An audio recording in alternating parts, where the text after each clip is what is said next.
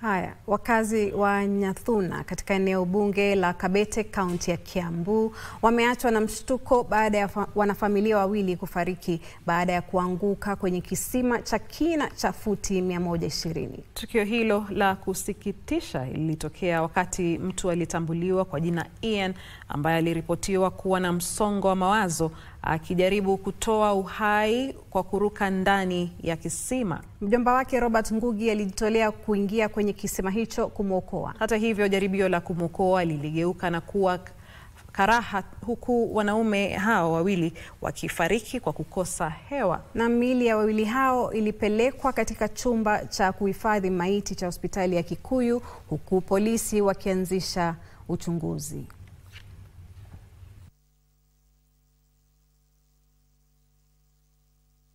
Wakati alijirusha kwa shimo, huyu ni kama anko yake, anaitwa Gogi. Akakibia, hawakumshika, akawa tayari ameingia. Wakati aliingia, sasa watu wakapiga duru. Ndio watu walikuja, wakakuja na makaba, wakafugilia Gogi sasa huyu wa pili.